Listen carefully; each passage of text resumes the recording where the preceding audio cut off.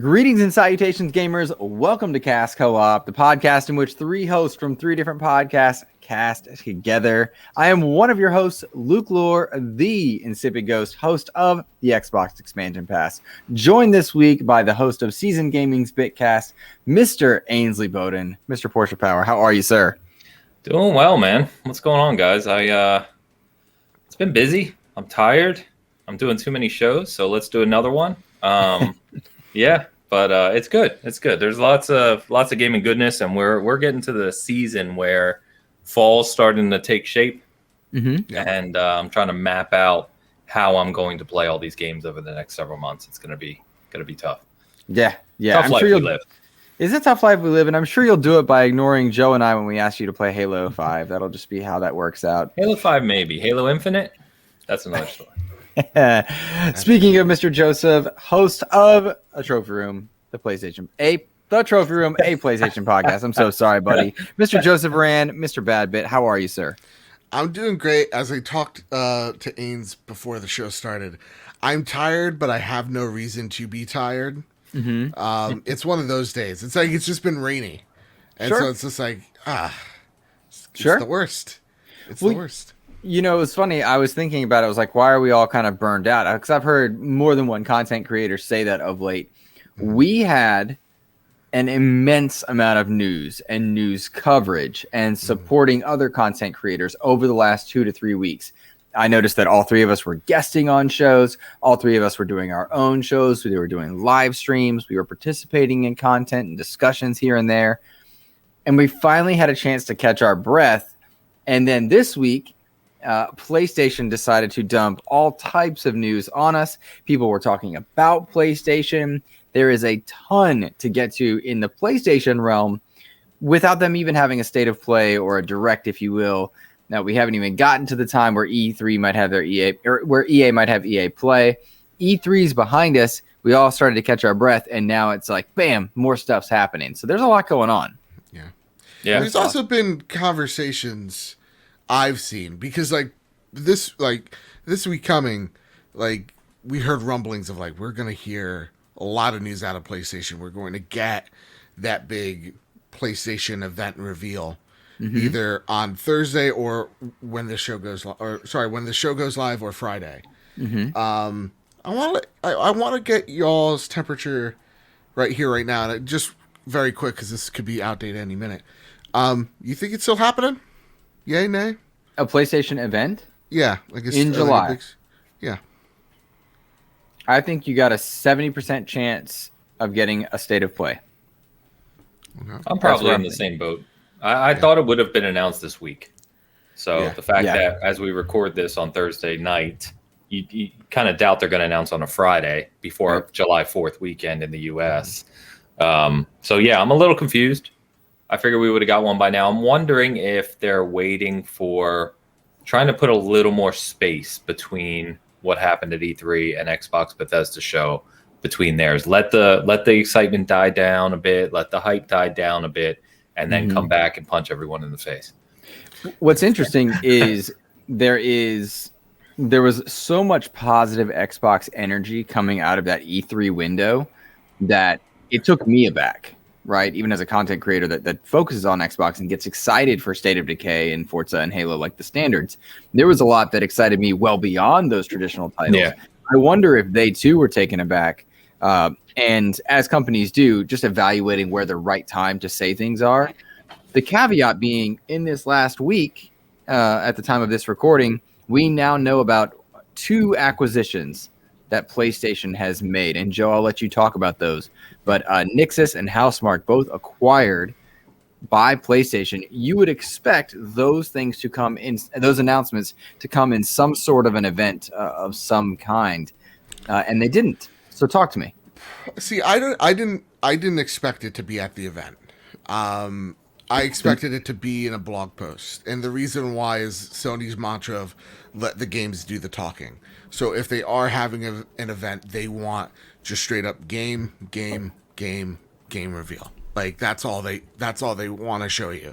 I think for the hardcore fans, you know, the acquisition, the official acquisition of Housemarque excites a lot of us, because it really goes to show that when Sony says that they're not in an arms race, I half believe it. I think they really want to make deals with people that they've had either close relationships with or that help the backbone of their first party umbrella.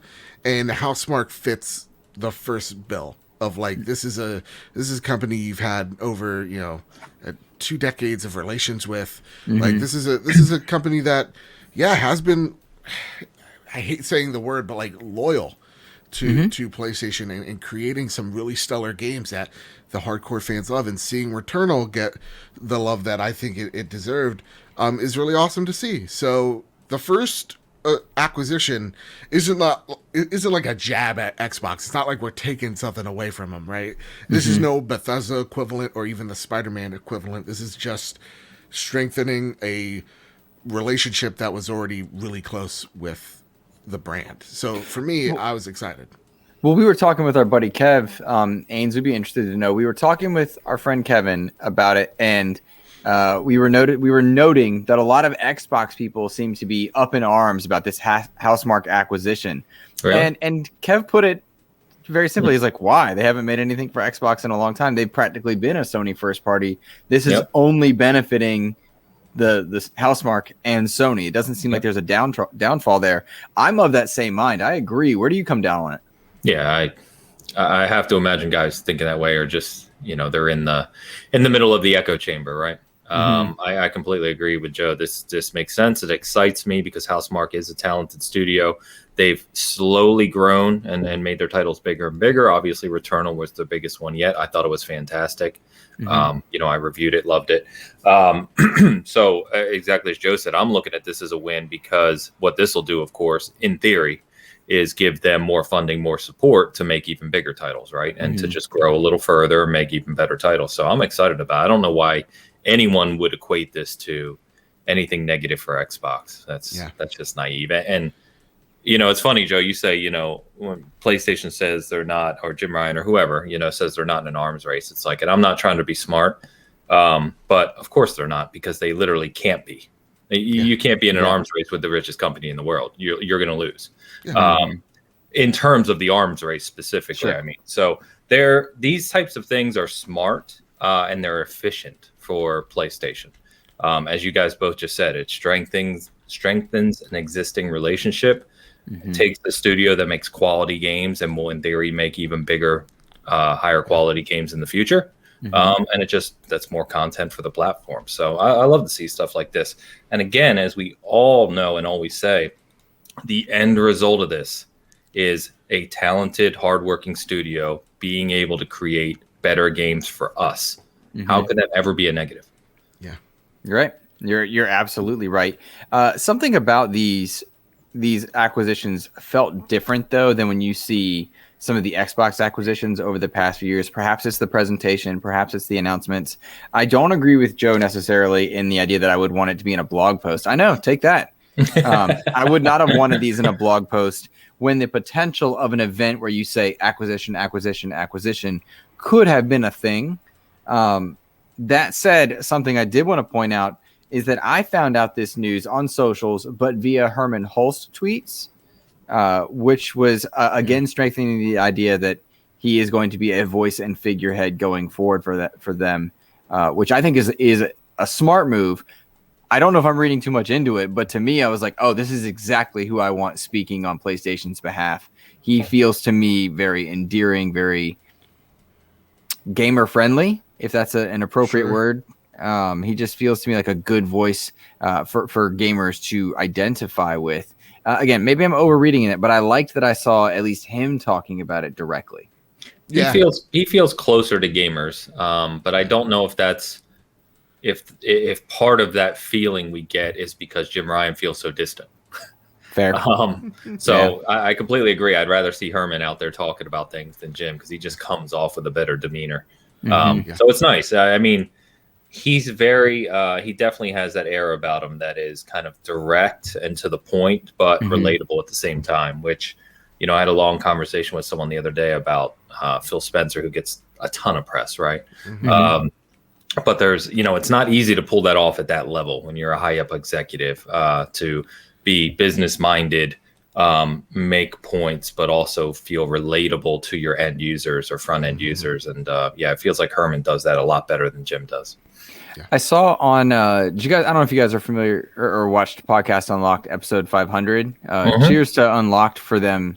Congratulations on 500. That's amazing. Yeah. But Phil Spencer was on that. And in that, Ryan McCaffrey put him on the hot seat a couple times, really trying to find out about the business elements of Game Pass and like pushing Phil Spencer to talk about his favorite years in gaming and the business of Game Pass. And Phil managed to give politically correct PR answers, but feel genuine. Mm-hmm. Right. Feel genuine. He always does that. He does. It's a skill of his for sure. But it strikes me that Herman Hulst could do the same or similar things if Sony wanted to put him in a position to regularly do that. But I don't trust Sony to do that myself. I'm not sure they're as in tune with the masses as they should be. And I say as they should be, knowing full well they're the market leader. So where's the line on that one? I'm not sure. I don't know, because Nintendo, I'm going to bring up the Nintendo defense a lot tonight. I don't necessarily think they need to be as forward-facing. You see how Nintendo treats its fans, and sometimes with just complete disdain. Yeah. And, they're still doing really well. Really well. They'll sell 35 million units of an Animal Crossing and then just stay silent on that game. So, to me, I think it helps the hardcore fans relate to the company. Mm-hmm. And for the hardcore fans where that matters to them, yeah, you could actually go out there and lose a customer over seeing or lack of seeing a CEO on stage, Mm-hmm. But I think for the masses, it doesn't matter. Apple puts on these huge events every other, 6 months or so. Mm-hmm. Most people don't know who, Tim Cook is or the garden outside the Apple HQ. They just know out of some press release or some tweet or something, a new iPhone, and they're going to go out there and buy it. So I don't necessarily... I don't know the garden. I don't know what you're talking about. Oh, you should have seen the last keynote. Nonetheless, it is just, it's fanfare. That's what it is. And I think that's what Sony is lacking. Is they're lacking the fanfare. And I think that's what Xbox has been doing the best out of all three of them, truthfully. Mm-hmm. Sure. Yeah. Sure. I'm inclined to agree with some of the logic there. And to that same point, that fanfare, I think, takes a hit and a boost here and there on socials for all different types of reasons. Sure. This last week, we saw some socials hit that I don't think did Sony any favors. No. I also think that socials did what socials do and extracted the worst and ignored some of the obvious points here. And I'm talking about, and if anybody can find this on, hold on, let me read this indie site. Seasoned Gaming. Yeah, it's an indie site. .com. We speak out against the internet and constantly. What? Interesting. But I noticed the article that I'm looking at here. It says indie developers begin to speak out against PlayStation. And this all started with a Twitter thread from Neon Doctrine co-founder Ian Garner, in which he indirectly called out PlayStation, describing it as Platform X for a bit until his replies to other tweets very clearly made it seem like he was talking about PlayStation. And in short, he put Sony on blast for a lot of business practices that make it very difficult for indie developers to be successful. And this is not the first time we have heard this. This is not, he is not the only person. In fact, several other developers jumped in to offer their support, noting that they've had similar experiences. And in large part, it sounded to me like PlayStation was simply behind the times in how they work with indie developers. You can sell 110 million PlayStation 4s, you can sell out PlayStation 5s, but there are a lot of drawbacks with how they're handling and treating indies at this point. I'm inclined to ask what you guys, I see both of you are researching right now. I'm inclined to know what you think about it, but more to the point, after we've broken down Sony's aspect on this one, they can't be the only villains in this story. No. It's not the first time we've heard stuff like this, and it can be. Well, There's so much to say. I'm trying to figure out the couple things I want to touch on without going on for 10 minutes.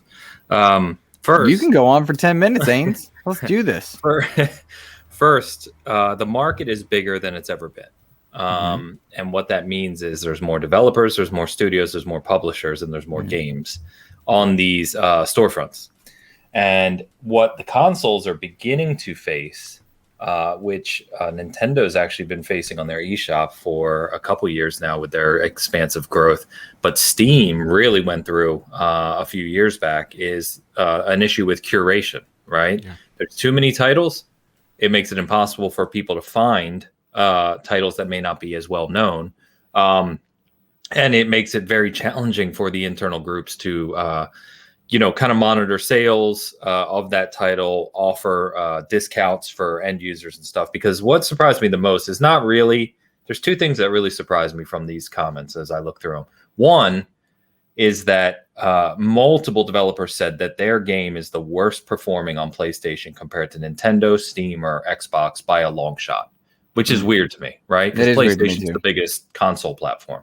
So that's, if I'm the head of whatever division, people always just say Jim Ryan because he's all the way up here, but there's, probably another 500 people that manage this kind of stuff.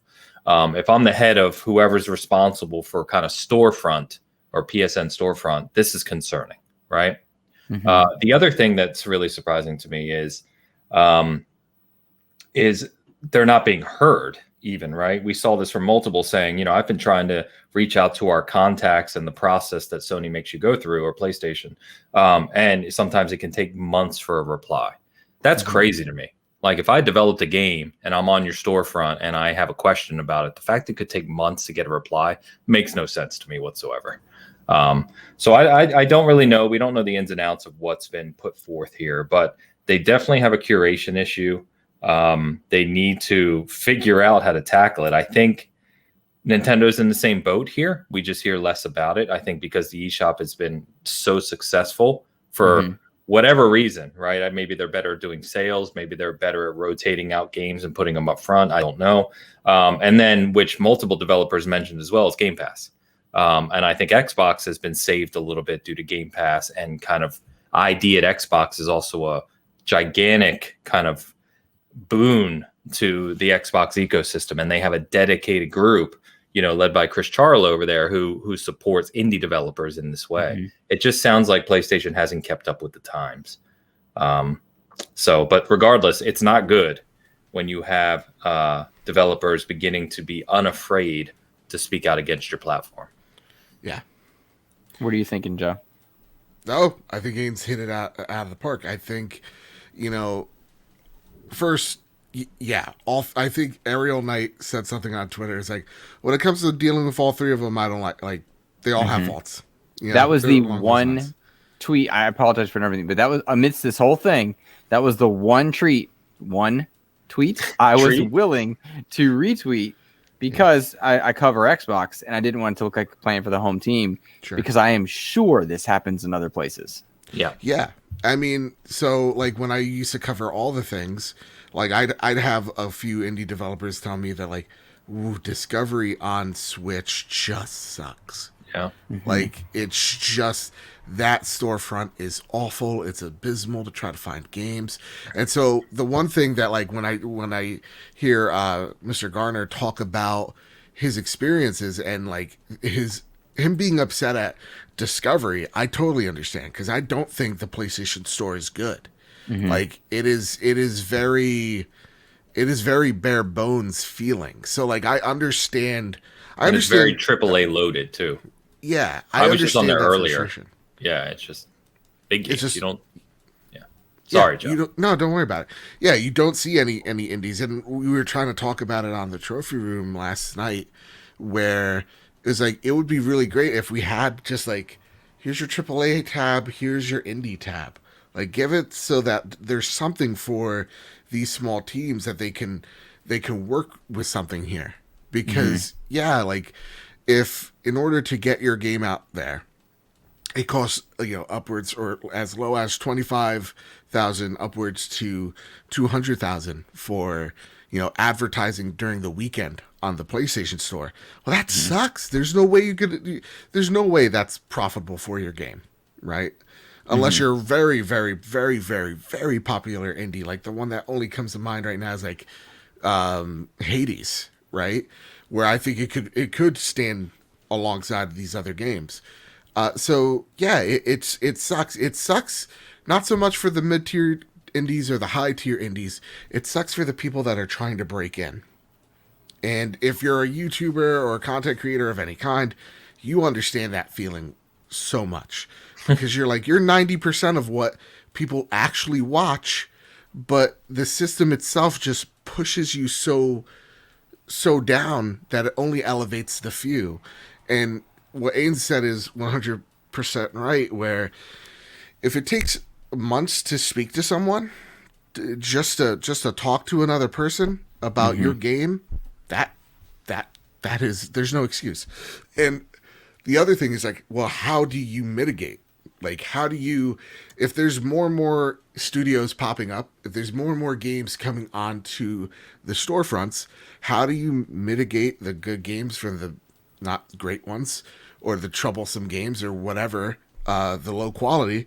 How do you sift through all of that? And how do you help these studios get better? It just seems like an impossible task, at least for me as someone completely outside looking in.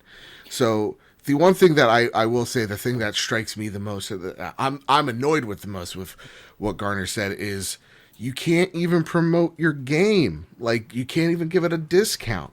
You have to be invited to give a discount to your game. That's ridiculous. And I understand PlayStation's logic, but that logic's so stupid. Because it's just advertising, come to the store. It's not come play this game. So it's really that one's the most asinine one that I've seen, next to the you can't talk to anybody.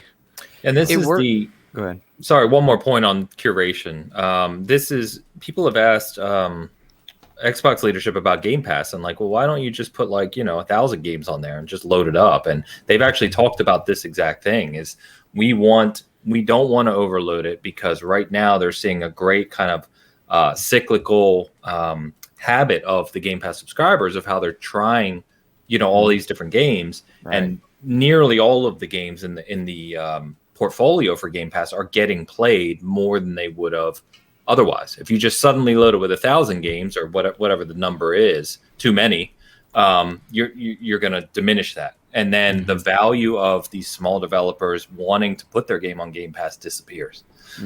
So it's a challenge. I'm not envious of the people who have to run these types of platforms. Yeah. Nonetheless, it scares me though that developers like Ian and those that jumped in and those that have done this before are willing to go scorched earth and just burn their bridges or potential with a platform to get that message out there, because they feel so mistreated. A lot of factors can go into that. I mean, indie developers can be exhausted. They can be pinching pennies. There's a lot of situational things. We don't know what was going on in his day, but something got him there, and he's not the only one. Yeah, which does worry me. Now, on the idea of curation, a problem that all of the major publishers have, I do think Xbox seems to manage it better than the others, but not perfectly, in terms of trying to get indies on the storefront. They consistently push ID at Xbox out into their front pages. That said, ID at Xbox is a bad name, and it's difficult to market for people that don't know what it is. But I know that they push it.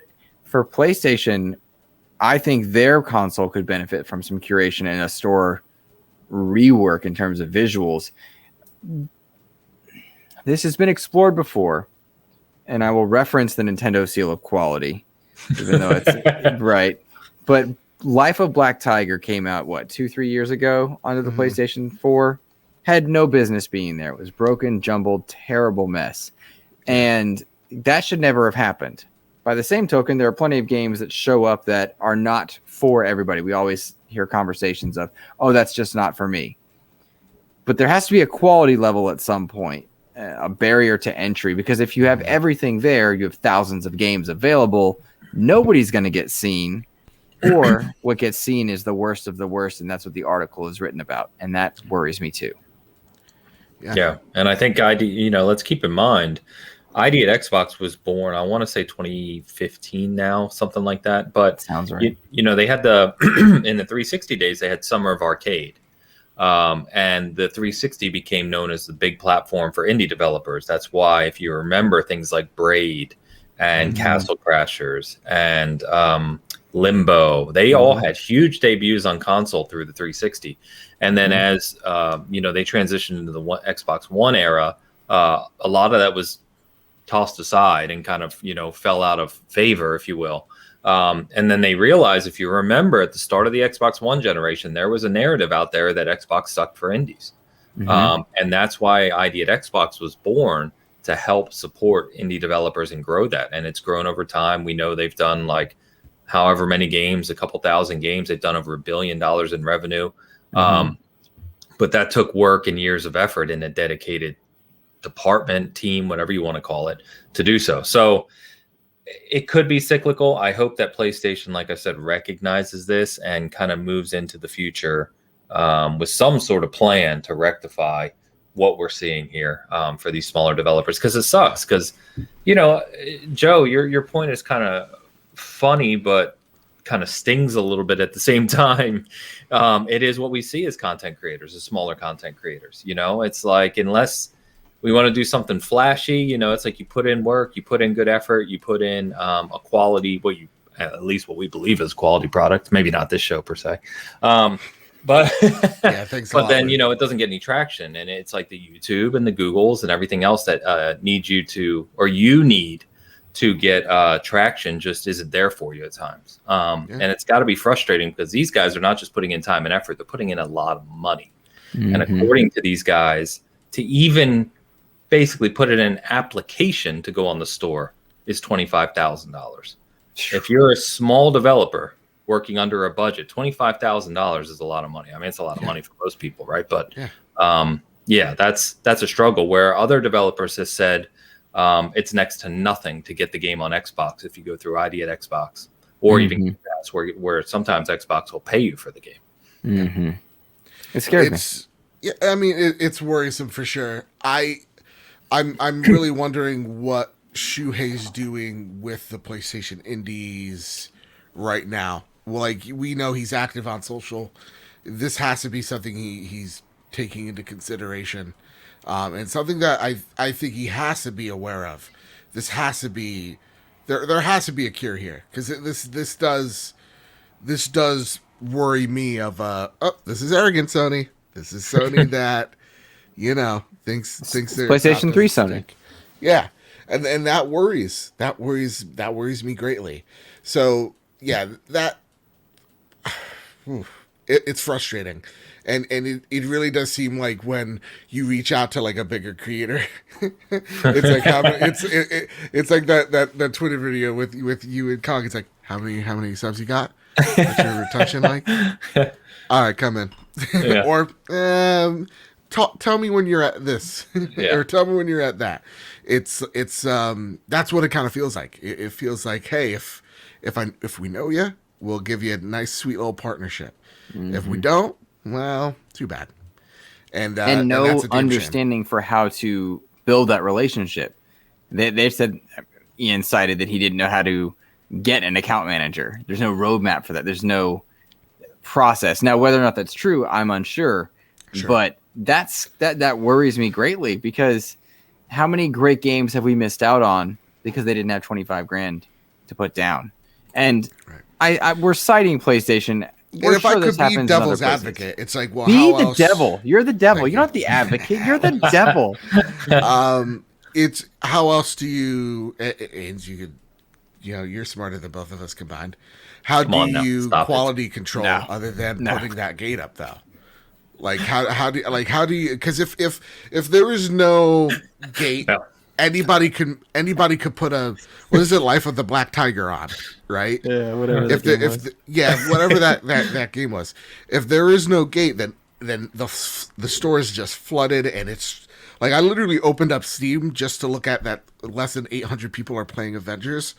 And why you gotta do that? That was like a maze. That was disrespectful. but it was a maze to actually find that, right? Like the store. That store's a mess to me because there's just so many Steam. Because there's just so many games there. Yeah, so Steam's had this problem for years. Like I said, yeah. How do you fix it? Like, I don't even know that Steam has. Steam does not. No, Steam does not. No, but the difference, right? For a developer, as I understand it, I'm not a developer, but as I understand it, right? Steam takes 12%, or no, Steam takes 30%. But getting your game on Steam, is easier, and updates are easier, and patches are easier and free. From what I understand, I could be wrong. Yeah, I think having to charge for a patch is freaking bonkers. Oh, that is bonkers. And I've seen that get laxed off a little bit more and more. I was gonna say I don't think PlayStation does that anymore. I know Xbox did it the longest because we heard from developers on that too. I think they've changed that a bit now. It's like only if it's considered like a new like product ID does it have to go through that process again. I think we're going on things we've heard. I can understand why you would want to charge for patches at one point in the industry, right? When resources had to be allocated, servers when they weren't prepped for live service games or whatnot. But nowadays, there's no excuse for it. No. There's just not an excuse for it. The amount of people that are invested in the product and the amount of bugs that can happen after the fact, used as an incentive to try and avoid launching an incomplete product, I understood. But games just don't work that way now. Yeah. And that scares me. But what I was thinking, what are all the storefronts right now? You've got itch.io, you've got Steam, you've got GOG, you've got Epic, you've got PlayStation, you got Windows, Xbox, Switch. I know, and we're missing a few. You got Ubisoft, Origin, you got Origin, BattleNet. I'm sure there's 2 or 3 games you can get on Stadia. Like there's, I assume, Amazon Luna. So there's a lot. By the way, guys. Just an update for everyone listening. The Luna controller is currently $10 off. So if you've been waiting to jump on it, it's $60 right now, not $70. So I wouldn't wait. You probably should stop listening to this and go get yours. I got my Luna controller right here. See, look, Lou's thinking about it. He's like, maybe I should run and do that right now. But let's talk about in an alternate dimension where people cared about Luna. Sorry. Is that the same dimension where they care about Avengers? Anyway, here's the thing. I'll play the game one day. You're getting more Avengers flack than I got for Biomutant at this point. It's crazy. It's crazy. Just bring up the picture for good measure, Haynes. Anyway, I do want to. Was it this one? No, the other one. I don't know if you mean this one or this one. Yes. Oh, you leave that one there. That's great. It's right in the middle. Right in the middle. If me and Joe lean, you can still see us. Yeah. Whereas Luke can just be represented by the bottom there. There you go. You can't see what I'm doing to you, but it's. Is it like that thumb? It's similar. It's similar. Oh my goodness! I want to talk about another acquisition though. I want to talk about Sony's acquisition of Nixxes Software. Yes. Yeah, what they work on. People, well, we'll get to that. A lot of people in the beginning were just like, "Who?" And 5 minutes of research and a Google search later, you'll find that Nixxes works on a lot of PC ports and they're essentially a PC support studio. Yep. So yeah, they've helped work on a ton of Crystal Dynamics games, Square games. Most notably, the game that 727 people are playing on Steam, which is Marvel's Avengers. So this is kind of big news. I mean, not big news in terms of, my God, they're gonna make a AAA game. They're not a AAA studio. They're going to just their support studio, PC ports. Yep. Which I'm going to jump in only to say, I genuinely think Microsoft and Sony should both have a dedicated support studio at all times. Yeah. For anything, like for whatever it is. Just all right, we need to move you over here. We've got to fix Halo Infinite's such and such problem here. We've got to work on the infrastructure for that. We need a support studio to rotate through, and because they hire out for that, why not just have an internal one? I know games, guys. I could be an executive. This is easy. This is easy. because it's cheaper to hire people from Singapore because we don't have to pay their health care. No, that doesn't sound right. That doesn't sound right. Yeah. Yeah, this is obvious, right? A lot of the departments, a lot of the studios working under like Xbox first party have already been developing PC and Xbox simultaneously. You have to have knowledge of PC specific development tools, especially the scalability of those, because when you're coding for PC, you're coding for a wide range of hardware, which you don't have to do on console. And Sony in the past has been very almost 100% console focused, right? And at that point, dedicated console focused, meaning that their consoles, the PS3 probably being the best example, were very unique hardware. And so their first party just focused on that hardware and that hardware alone. So yeah, not surprising. We knew PlayStation was,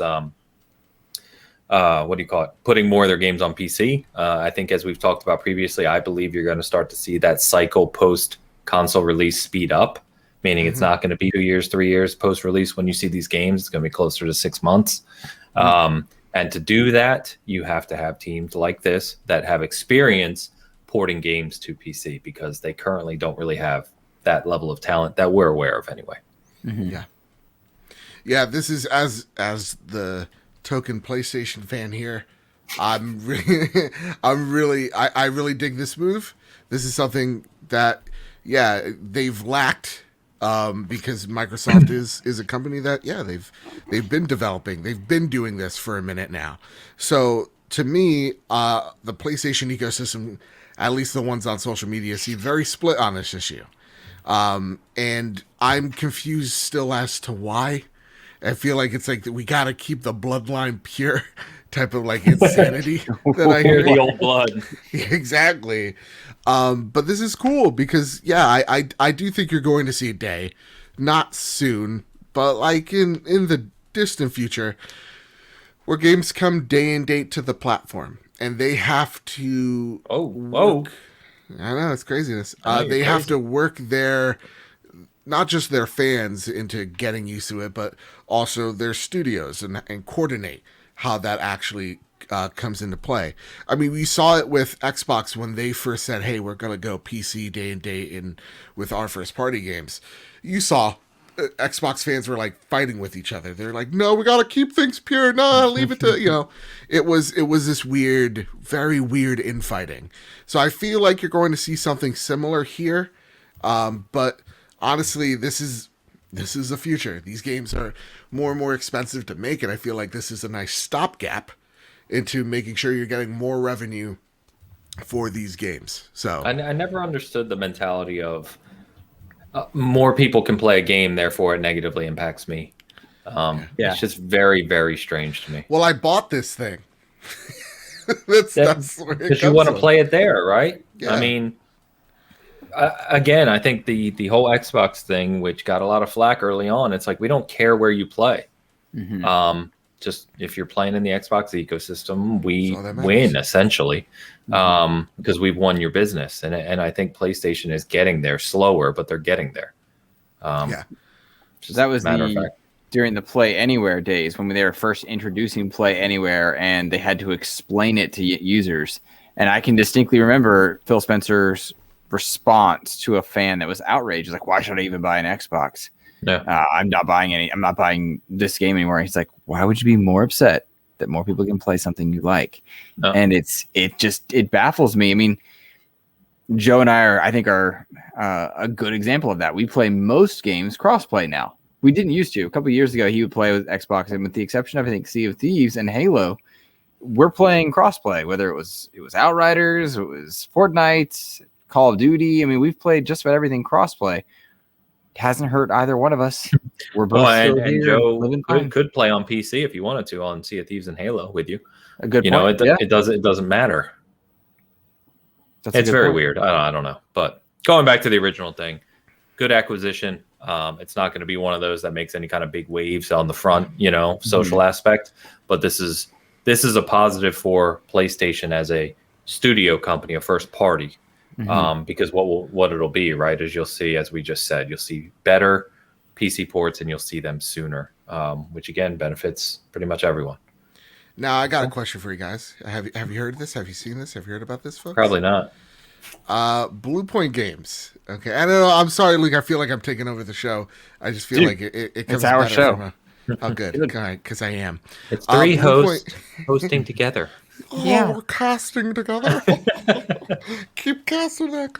That comes at the end. Right. And sorry. you freaking unprofessional loser. Let's talk about Blue Point Games because this one's an enigma. Okay. I just finished Demon Souls yesterday. I saw, and you're getting real talk, Haynes.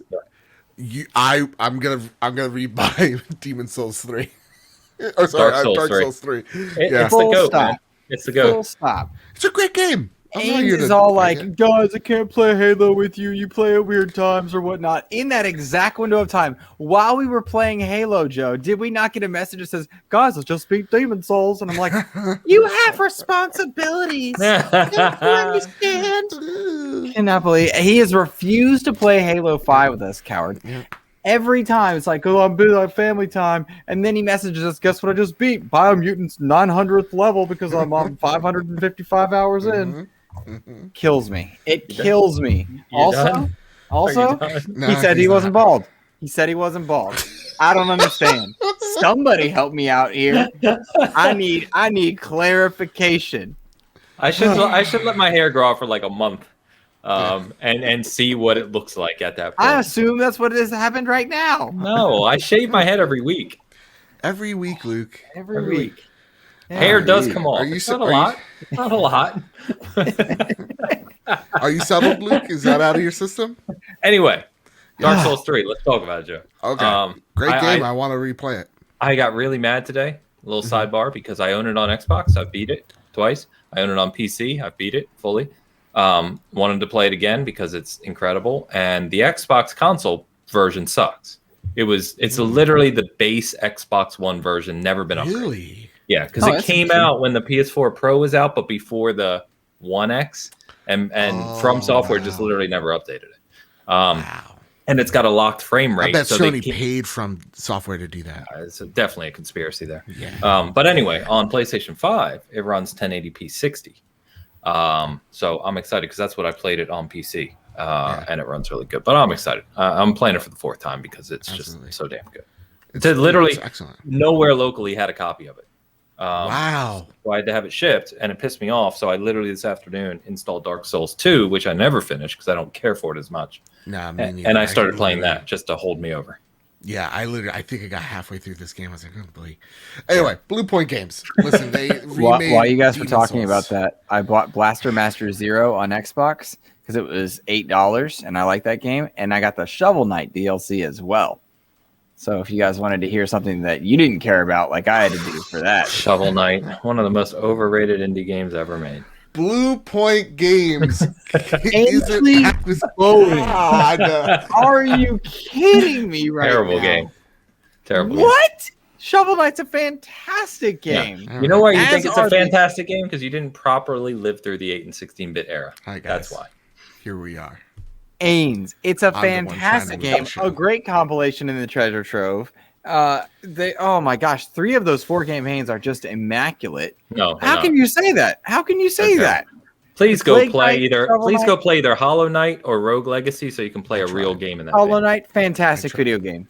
Fantastic video game. Take nothing away from Hollow Knight. Rogue Legacy wasn't my speed. Respect wasn't my speed. That does not have anything to do with how great Shovel Knight is. It's terrible. So Blue Point Games, it was accidentally leaked. We started off so well. We did. We were like, "Oh, we're getting through this. It's gonna be great." It was accidentally leaked by PlayStation proper that while congratulating Housemarque, PlayStation Japan came out and said, "Congratulations, Housemarque. You know, welcome to the team." And the picture is of Sony Studios with Blue Point Games. Oh my God. So they accidentally leaked themselves that Blue Point Games was also acquired by Sony. Ains, what the fuck is so funny? Did anyone check on us? He got me with it. That poor guy. That poor guy from that abandoned game. Is he still at gunpoint? Is he still making hostage videos? It's a hostage situation. Hi, son here. I'm not Hideo Kojima. You hear a gun cock in the background. I said I'm not Hideo Kojima. And I've never been. Never been, nor never was. Oh, God. Also, Metal Gear Rising. It's okay. All right. Oh, Blue Point. How we doing? Kojima's feeding me well. It was so awkward. Konami had to sign with Bloober to get out of that one. They're like, people are looking at us. So anyway, yeah.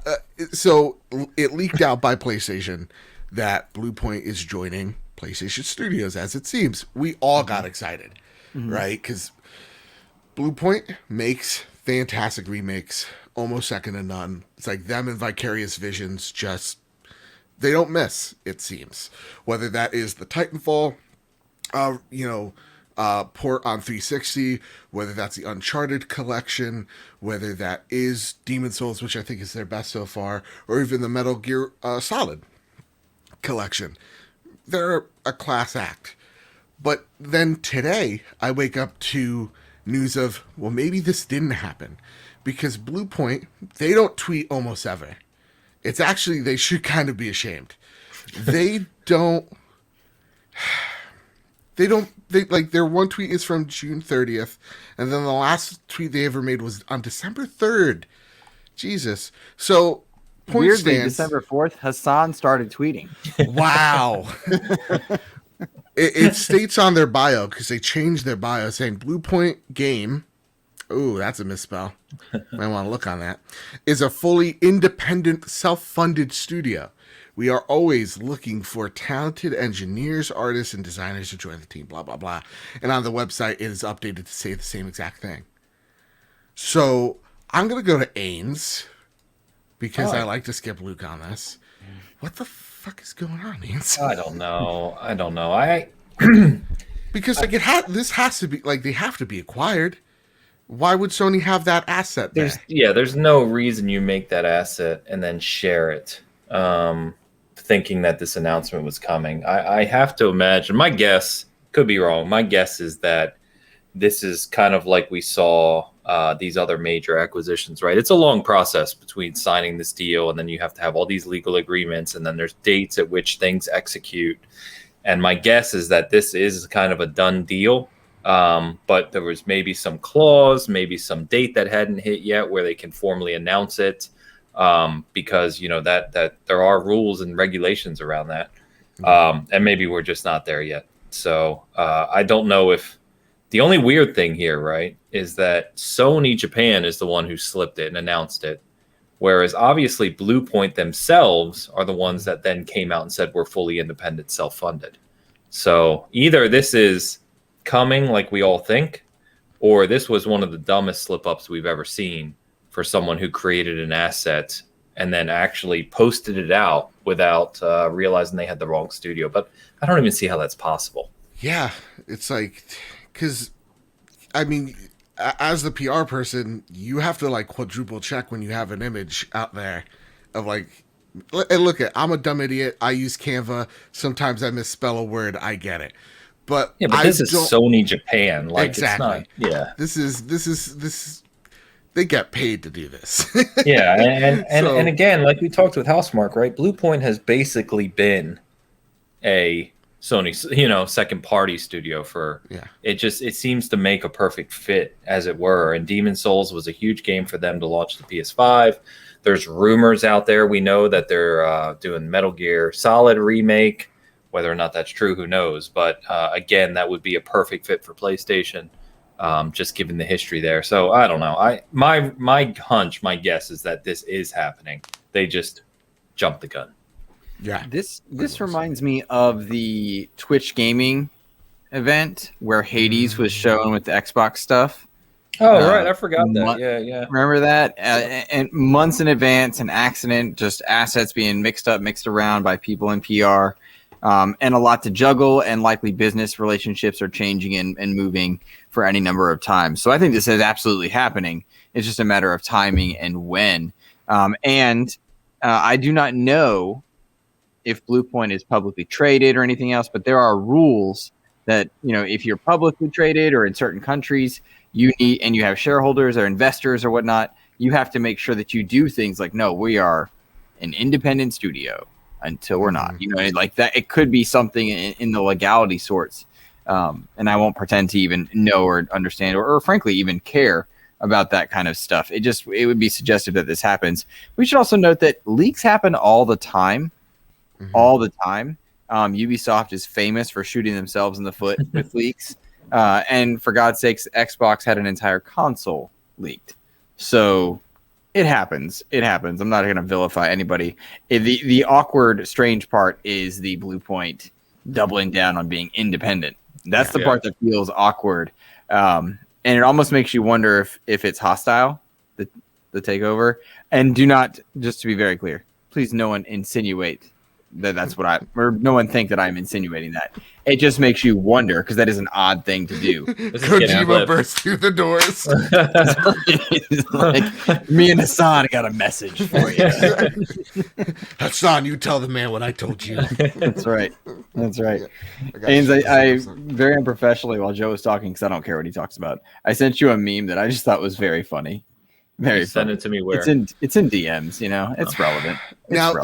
So yeah, like, and it this one kind of harshed my vibe, man, because I really liked what Bluepoint's done with Demon Souls, and they're good. Honestly, they're really good. They're so good. They're just masters of the craft, and this is another thing for like PlayStation fans to celebrate, because they are so closely linked with PlayStation that it makes sense, and it makes sense furthermore to you seen with the Jason Schreier article.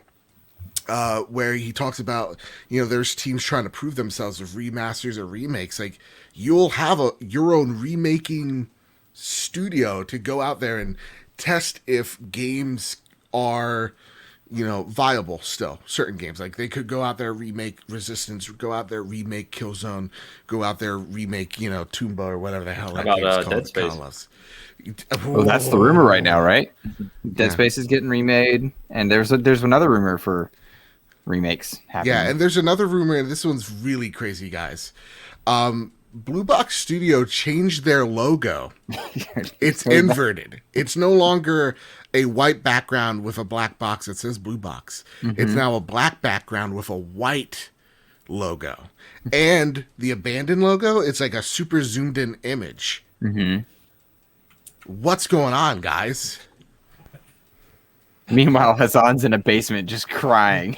It was just a tweet. I'm so sorry. Joe, you're offended, Joe. He's out. Yeah, he's out. Finally, some quality here. All right. Ains, I think we should take a moment. I had a moment. I had to grab the camera here, and I hit like F5. Sorry.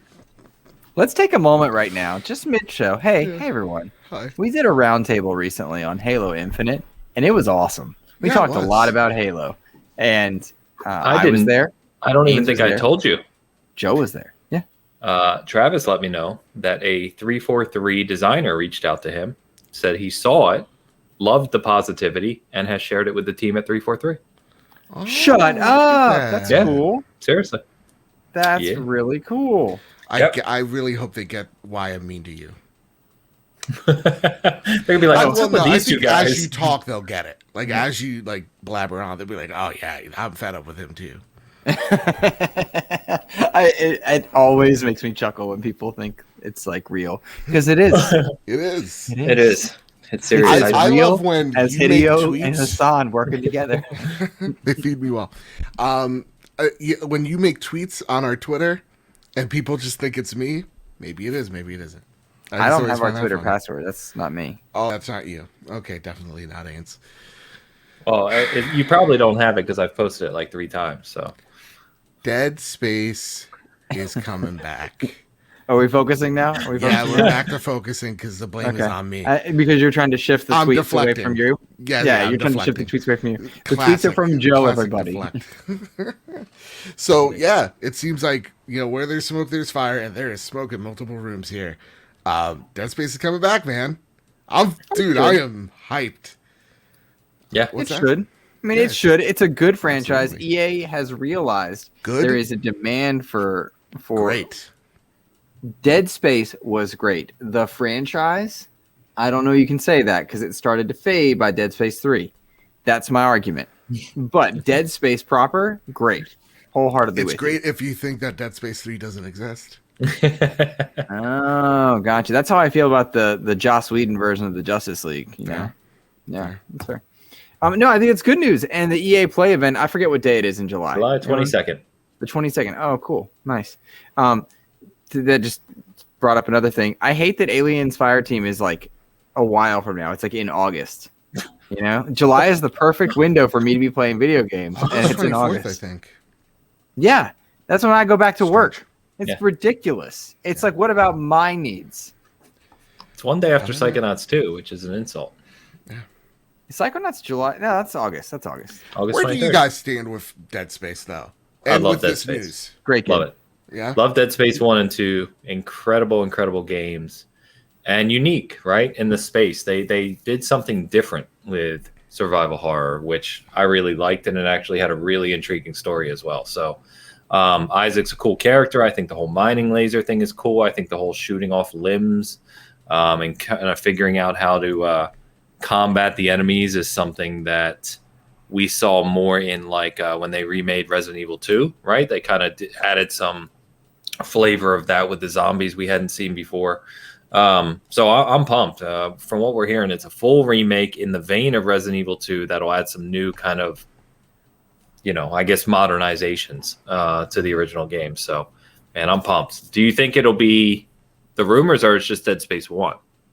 I think it's good. Dead Space 1 was better in my mind than Resident Evil 4.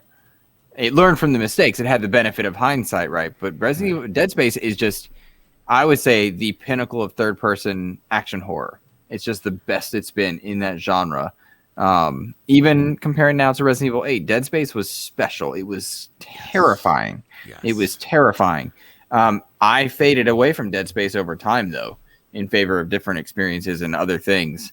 But I loved Dead Space 1. And if it is remade, I would want it to be just one. No. Oh, really? I want one and two, but now that I'm saying that, I would want a collection. I hope one. Now that I'm saying I hope this remake sells enough, and I think it will. Yes. If they do it right, of course. I hope it sells enough to where they then make two. Mm-hmm. Yeah, and that's my hope. So Dead Space is the game that got me into survival horror.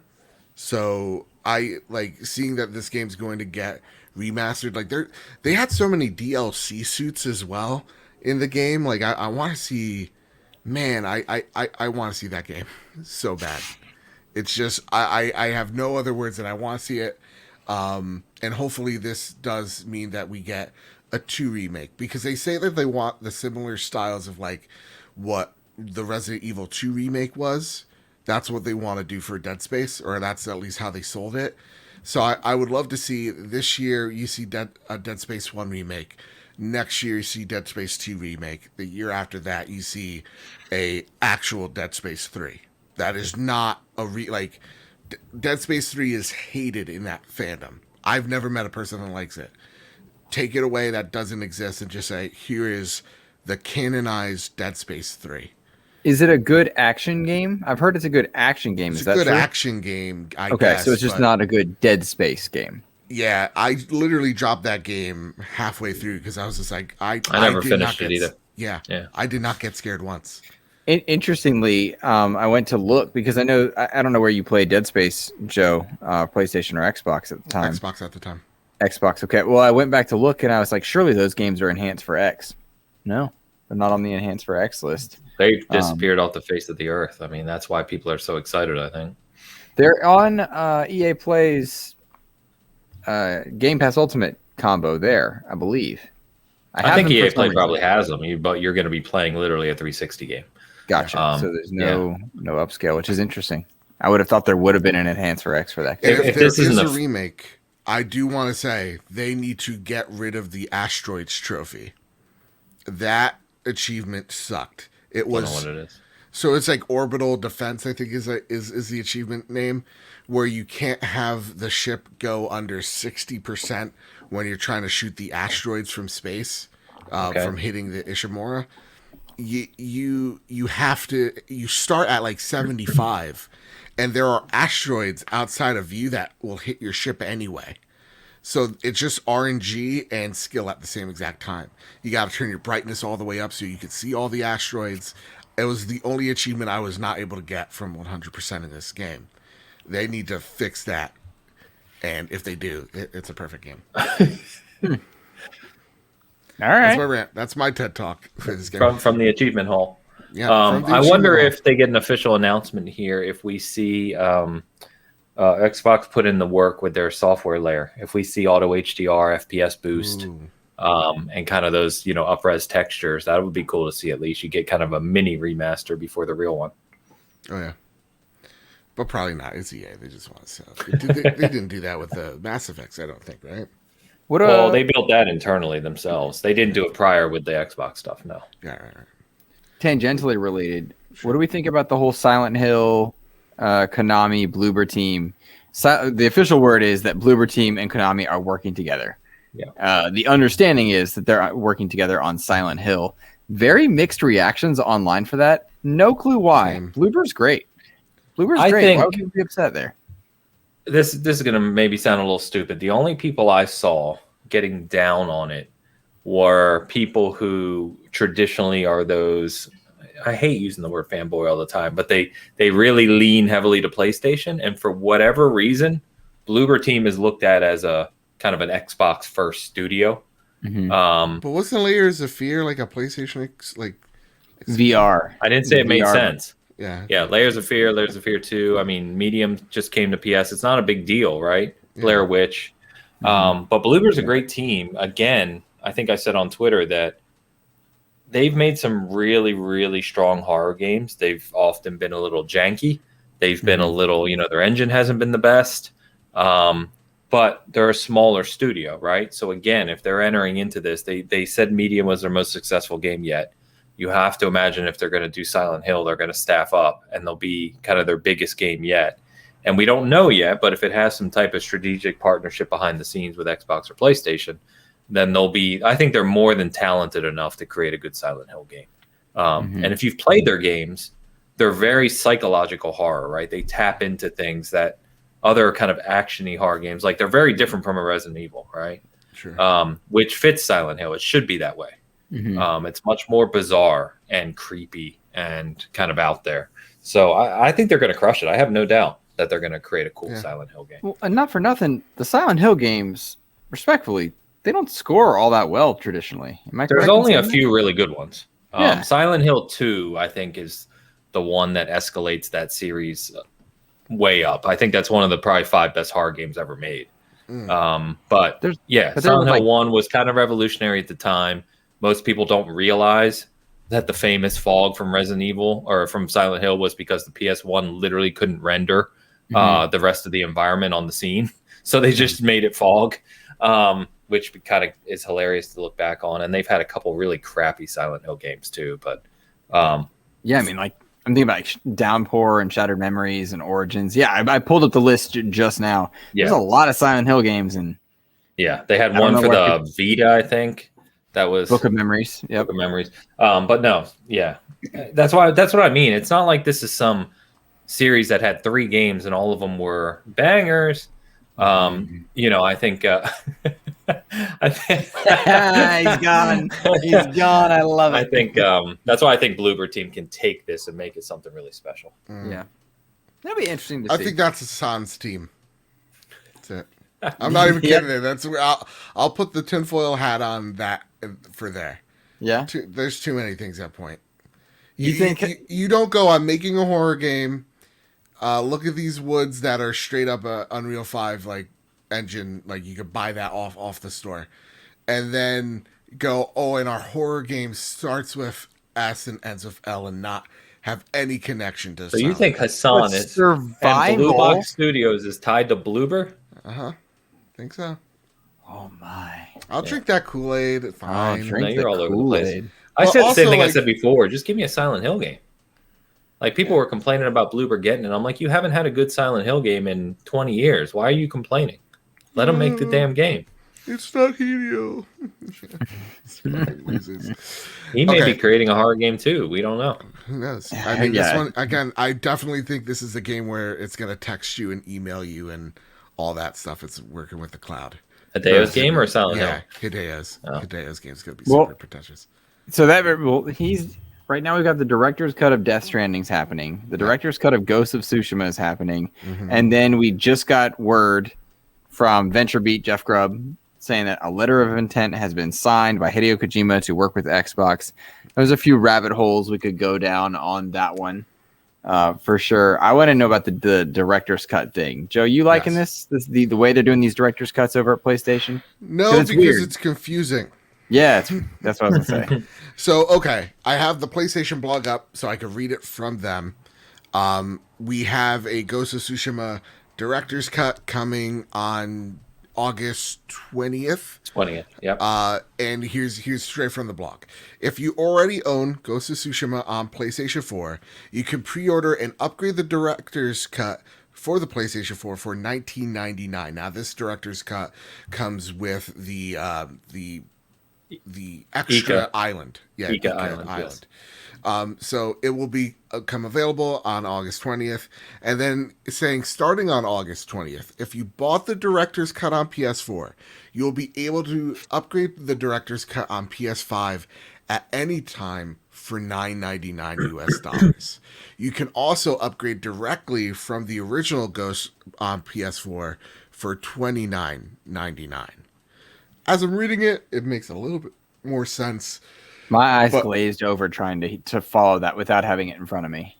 And honestly, I've heard it multiple times. So essentially what it is if you have the PlayStation 4 version of this game and you want this expansion. Let's be clear, there is no PS5 version.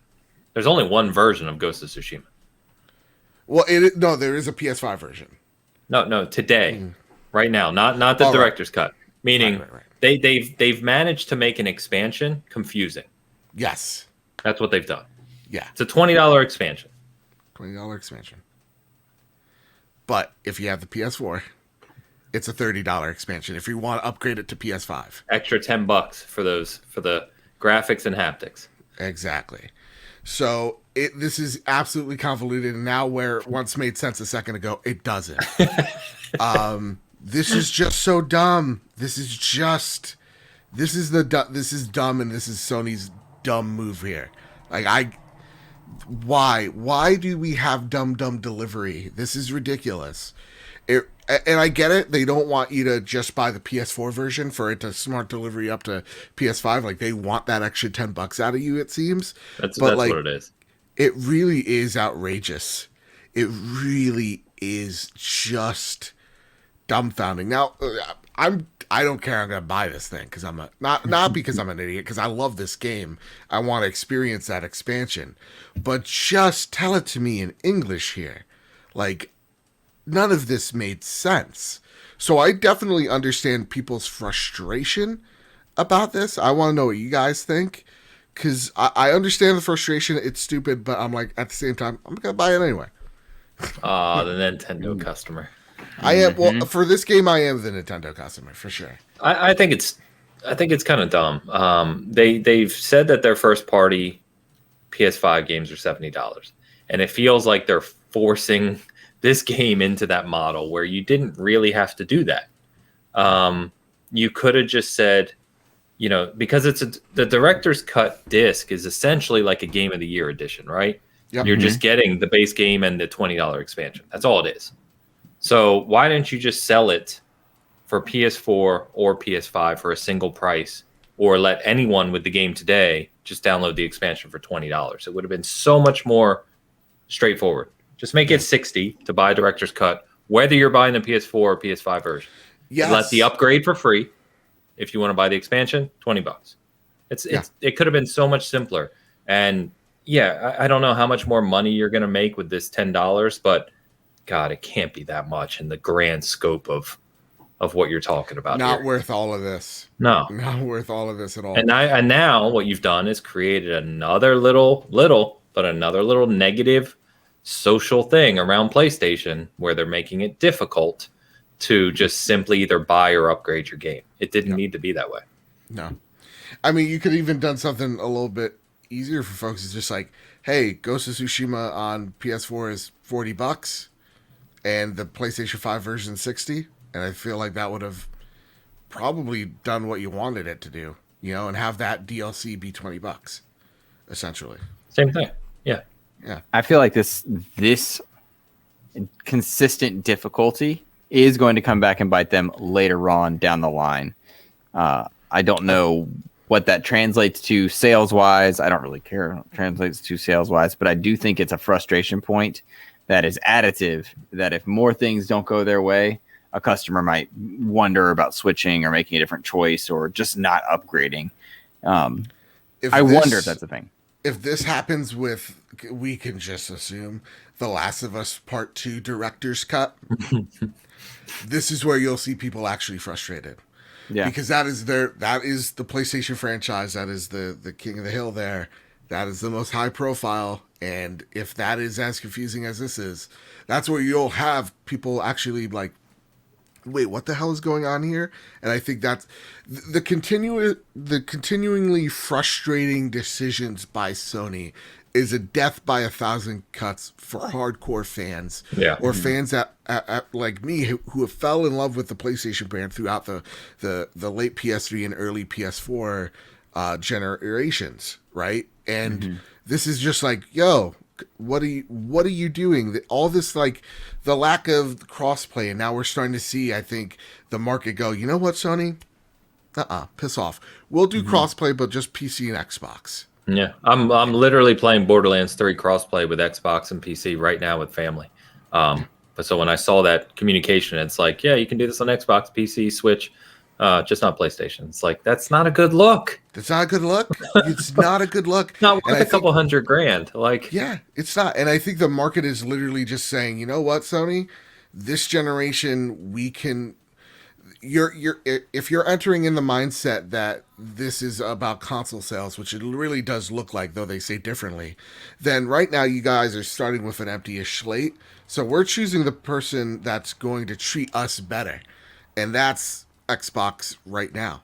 And you can sit on the sidelines and explain to your audience why they have dumb delivery and or lack of crossplay, or lack of cross saves, or just lack of a save system, cross save system. Like, you could be over there, we're gonna do this. And I think it's especially like, you think the magnifying glass on it is bigger, right?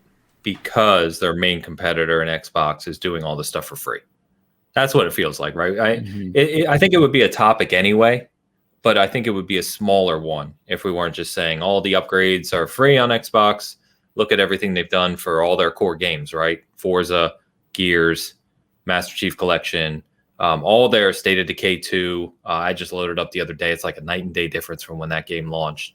All these games are just getting all these next gen or now current gen Series X, Series S upgrades for free. It's just like, here, now your game's better. Go play it.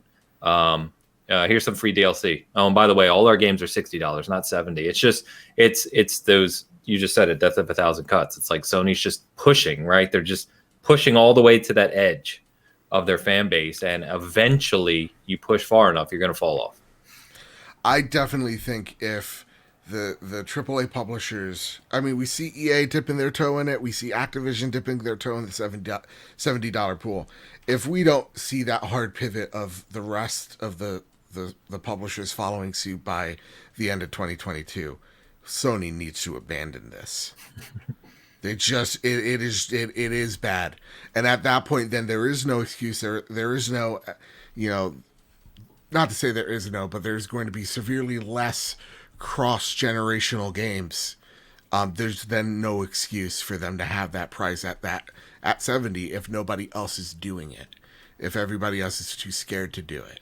So yeah, this is a death by 1,000 cuts, and yes, I do think this is, another red flag that something ain't right, and Jim Ryan's direction with PlayStation is worrisome, and I think that's why we're so worried about the direction of PlayStation, because as much as I think the toxic fanboys trash Phil Spencer and make memes of him or whatever, I think they subconsciously are upset that this guy's talking. Sure, he may make some promises, he may talk too early, fine, but he at least is out there talking to his audience, where you see Jim Ryan just doesn't. It's a disconnect. He's got to talk to GQ. Why GQ and why not Season Gaming? Like, it just doesn't make sense. It's PlayStation is voiceless. It seems we have Herman, but it's through blog posts. Why aren't you talking to us on Twitter and engaging with us that way? Xbox has been forced into this position, and they've been better for it, right? And I think what we're about to see is Sony being forced into this position. How scathed do they come out? Did I use that word right? Felt like you had to get some stuff off your chest there. I did. I'm sorry. That was my TED Talk. Your Joe Talk. But I don't know. I hope that made sense. I just feel like there is. Maybe I'm just talking as the frustrated PlayStation fan of just like, y'all. You sounded like every Xbox fan after Don Matrick spoke. Pretty much. Anytime ever. You sounded like all of the Xbox people in 2013 and 14. It'll be get better, guys. Trust us. And I, as someone create content for kind of everything, right? You can just kind of feel it. To your point, Joe, it's just Luke, it's not anything shut specific. That dog up, or I call the police. Okay. Whose dog? It's thundering. I think. I don't know. The noise canceling. Oh, what was I gonna say? Damn it! The dog. Lost my train of thought. The dog didn't mess you up. Joe messed you up pointing it out. It was fine, and then Joe's like, "Oh, it feels like there's something in the air, right? It's not saying that PlayStation's hurting. It's not saying that their revenue isn't higher than ever. The PS5 selling extremely well when they can get them into the hands of people. Obviously, it's just a feeling about the leadership, which as a fan and someone that creates content specifically for a platform, Joe, I get it. It'd be frustrating to me too. I think, to your point, regardless of what you think about the way Xbox is in front of their fans, and sometimes they go too far and sometimes they speak too early, and of course they make mistakes, but they are at least communicating with fans. They are transparent as they can be. And at least there's something you can point to if you're an Xbox fan to say, yeah, here's what's going on, and we know what their direction and we know what they're trying to do. Yeah. So who's crawling in the? I honestly think that's my dog now. So yeah, I think someone's playing with him and he's running around upstairs. Unprofessional. Let me just go on record here and say that I'm livid. Unprofessional. I'm upset. I'm disgusted. Yeah, they got to change these policies out. They really do, and it's got to be sooner rather than later. Boys, before we close out, I'm going to cut Joe off because I don't care what he's talking about. I did want to, as we traditionally do, go back to last week's episode and check out some of the comments on the old tube of you. And Steve Busam wrote in about our Metroid Dread Nintendo conversation, and he said, Metroid Dread looked awesome. The transitions from 2D to 3D and back to 2D. It's my favorite game from E3. I think we'll be calling games Dread-like in 5 years, the way we call games Souls-like. This is coming from someone who loved Hollow Knight. Dread may only sell 3 million copies, but it will be absolutely loved by the Metroidvania community. Ooh, that's high praise. Do you think Dread-like in 3 years, 5 years? I think that's, and I'm not criticizing, and I hope more than anything that the game delivers your very high expectations. So I hope that comes true, but that's an awful lot of praise for something we saw a 30-second trailer for. Mm-hmm. That just seems like getting ahead of yourself a little bit, in my opinion. I love the hype. Don't get me. I'm not trying to say it's a bad thing. And like I said, I hope if you love Metroid, obviously you do. It's it can be very exciting. I understand, because we haven't seen anything from Metroid in a long time, and I've been waiting to see that as well. I just don't know if Dread's going to be that game. I'm nervous because I love Metroid 2D and 3D.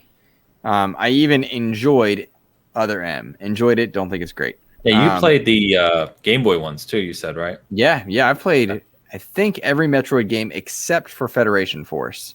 And the latest 2D Metroid Samus Returns, because I refuse to own a 3DS. It's a terrible system, and all of you are terrible for owning it. I'm judging all of you. You're worse than the TurboTax people on PC. It's crazy. I think, in my opinion, and I can be biased from my growing up years, but I still think Super Metroid is the best Metroid game ever made. It's one of the best games ever made, in my opinion. Certainly.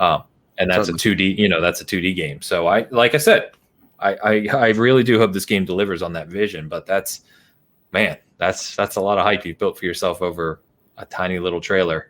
If Nintendo can get me a way to play a lot of those Metroids again, I'm down. But I'm not going to buy Metroid Dread and not be able to play the other Metroids. It's something about that feels wrong. I guess Xbox has spoiled me with its collections and back compat and being able to play all these games. Like, when I can play all the games from a franchise, a collection, the legacy, I'm in. That gets me. I'm all for that. Kind of even about our Dead Space thing earlier. I'm even debating this. Engorged? Wasn't me. Engorged. Luke Lower. Here? That's what I'll put at the headstone. Here? This is what we have to be? Yep. This is where we are? It's because you're talking about your biceps again. That's what he's referring to. Yeah. Joe, by the way, there is a box coming to your house sometime. Really? Sometime. There's a box coming to your house as well, dude. I don't like where you're going with this. No, you are not allowed to open it. If you find it, if it gets to your house and you don't know what it's from, don't open it until you're here with Ains and I. Okay, that's strange. Okay. Okay. Well, I'll warn you about the box that I'm sending to you. I don't like this. I don't know what's happening. I don't know what's happening. We're good friends. We did not talk about this ahead of time. Yes, Ains, you know what I sent him. You know what I sent him. I do. I sent you a box, and if it smells like shit, it's because I sent you a box full of my dog shit. It's just so. First of all, you're terrible. You are gonna have to open that box here on whenever Cast Go Up is next when that arrives. It's family appropriate or whatever. You did tell me. Yes. I did tell you. Yeah, I remember that. I don't remember what it is. No, I appreciate that. I'm glad, Ains, because I definitely made a point of telling you. Can I say about the Metroid thing? I hope you're right, man. You went. Listen, I felt the hype, and then I felt you derailed to a little bit of crazy town. But if that's where you want to live and that's where your residence is, go for it. Live there. There you go. That's great. I know what you said. Okay, cool. Yeah. Because honestly, I feel like Metroid fans kind of got to win. They feel a win here because they're like, you know what? This is a game that it's not the one we wanted because we want Metroid Prime 4, right? Yeah. But this is a good in between thing. They've acknowledged us. It's not like a Kojima situation. It feels good. You feel acknowledged, and so I understand your excitement. So I'm with you. I'll be buying that day one because that'll be my first Metroid game. I know you guys were like, "Whoa, go play Axiom Verge." I did. That game's great. Yes, good man. All right. I suck at it, but I genuinely think that's a great game. That's cool, dude. I'm really glad. Really glad to hear you liked Axiom Verge. That's a good game. It's a good game. That's how you do a modern game in the 8 and 16-bit era, unlike Shovel Knight. Yeah. Wrong. That's right. First of all, they're not comparable. Those are not the two types of games. Shovel Knight is absolutely aimed at that era. But it's not aimed at that genre. It's aimed at what's the genre with Scrooge McDuck where you're bouncing around with the pogo stick? That's what Shovel Knight is. It's the DuckTales. Yeah. It's meant to be DuckTales. Yeah, DuckTales is better than Shovel Knight. That's objectively wrong. That is objectively wrong. Is there another comment, a question we need to address, Luke? Some guy made fun of me for he made fun of me for saying that people make fun of me because I read. I didn't quite really get where he. And then he said that that's the problem with Americans. We don't value knowledge. So I don't know if he was mad at me, America, or people that read Halo books. But the Halo books are great. You guys should all read them. They're amazing. Well, that's the problem with the rest of the world. They make assumptions and they make us fix their problems. That's right. That's right. We've never had an issue at all. And then somebody was kind enough, new user with no name, was kind enough to clarify that the Sony E3 conference we were talking about that was so great was the 2016 one. It was the 2016 with God of War, Spider-Man, Death Stranding, and Days Gone. The question that we should ask ourselves another 2 weeks from now is, now removed, with enough time removed, is that conference better than the most recent Xbox one? Because I'm hearing a lot of people still say this was the best Xbox conference ever. I don't know if I'm there. I don't know. But those are some two heavy hitters. It's cool that we have those things in our legacy. Wait. If this showcase was better than last showcase? No, if the 2016 Sony was better than this year's Xbox. Oh, that's interesting. I'll go back and I'll... Yeah, it's an interesting thing. I would love for any listener to drop their comments into the comment section about that one, because I'm curious on that one. That's tough to compare because we now know how those games did. Fair. Right? All those games have released. So God of War is obviously a masterpiece. It's way up there. Whereas I don't think Days Gone and Death Stranding are there. What was the fourth? Spider-Man. Okay. I'm not a huge fan, but obviously it's a beloved game. Yeah, it's weird to me that you don't like superheroes. It's not that I don't like them; they just don't interest me in the same way. Yeah. What about like Star Wars, Harry Potter, Lord of the Rings? Yeah, I like them all. I'm not one of those guys that runs out and has to have it, but I like them. I watch them. I'll play the games. Interesting. All right, cool. Interesting. Well, gentlemen, I think that'll just about wrap us up. I think we're winding down appropriately here. I will say that for anybody checking out the Xbox Expansion Pass in the last few weeks, I've had some incredible guests on. Miles Dompierre, Danny Pena, developers for the Anacrusis and the Riftbreaker have joined me. I have other stuff happening, but I don't think I can talk about who's coming on just yet. You can find me on Twitter at Insipid Ghost and the Xbox Expansion Pass on all your podcast services. Mr. Ainsley Bowden? Yes. So you're already here, Season Gaming, so that works. Check out the site. I want to thank everyone to kind of like Luke's point too. We had a lot of, I think I mentioned the highest traffic we've ever seen on Season Gaming Bigcast over the past couple weeks, which is awesome. Thank you. And if you didn't check it out, you mentioned it earlier, Luke, but Luke and Joe, the three of us essentially, and three others did a Halo Infinite roundtable talking about campaign and multiplayer. I mean, Joe was there for about half the time, but what the fuck? What is it? I thought I contributed. I wanted, I thought I did well.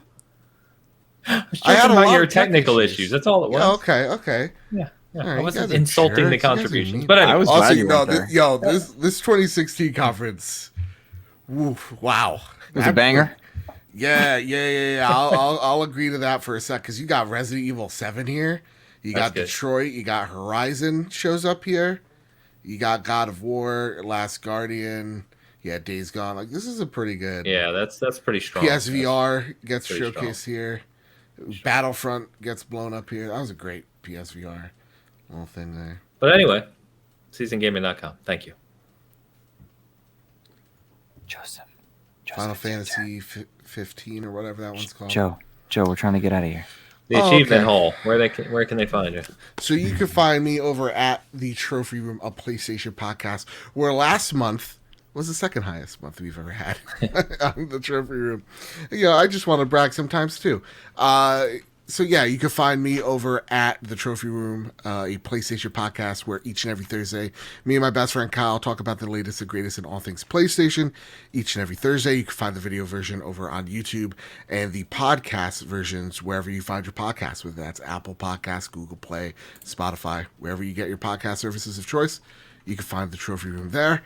And that's it. That's all I got. Any last words, guys? I think we're great, man. Thank you all for listening and supporting Cast Co-op. We really enjoy doing it. We really do. We love Honestly, it's always fun each and every other week. Yeah. Yeah. How did you phrase that? Each and every other week, like every other. Oh, that sums it up pretty well. Yeah. Keep casting that co-op. So stupid.